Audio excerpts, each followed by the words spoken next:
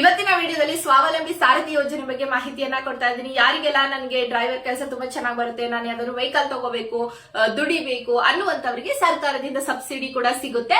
ಅದನ್ನ ಉಪಯೋಗಿಸ್ಕೋಬಹುದು. ನೀವು ಕೂಡ ಸ್ವಲ್ಪ ಹಣವನ್ನ ಹಾಕ್ಬಿಟ್ಟು ವೆಹಿಕಲ್ ತಗೊಂಡು ಒಂದ್ ಒಳ್ಳೆ ಅರ್ನಿಂಗ್ ಮಾಡಬಹುದಲ್ವಾ.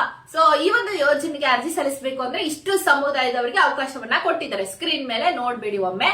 ನೀವು 21 ವರ್ಷದಿಂದ 45 ವರ್ಷದ ಒಳಗಿರ್ಬೇಕಾಗುತ್ತೆ.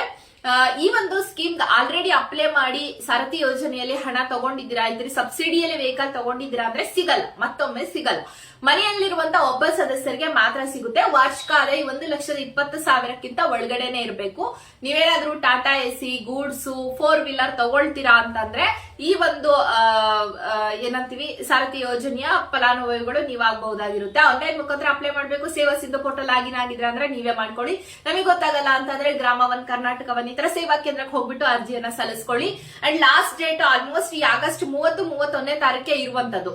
ಸೊ ಆದಷ್ಟು ಬೇಗ ಅಪ್ಲೈ ಮಾಡ್ಕೊಳ್ಳಿ. ನಿಮ್ಗೆ ಇಷ್ಟ ಆಯ್ತು ಅಂದ್ರೆ ಡಾಕ್ಯುಮೆಂಟ್ಸ್ ಕೂಡ ಸ್ಕ್ರೀನ್ ಮೇಲೆ ನೋಡ್ತಾ ಇದ್ರೆ ಏನೆಲ್ಲ ದಾಖಲೆಗಳು ಬೇಕು ಅಪ್ಲೈ ಮಾಡ್ಬೇಕಾದ್ರೆ ಅಂತ. ಸೊ ದಯವಿಟ್ಟು ಉಪಯೋಗಿಸ್ಕೊಳ್ಳಿ. ಸಿಗುತ್ತೆ, ಎಲ್ರಿಗೂ ಸಿಗುತ್ತೆ ಅಂತ ಹೇಳಕ್ಕಾಗಲ್ಲ, ಕೆಲವೊಬ್ಬರಿಗೆ ಸಿಗಬಹುದು. ಸೊ ನನ್ನ ಫೇಸ್ಬುಕ್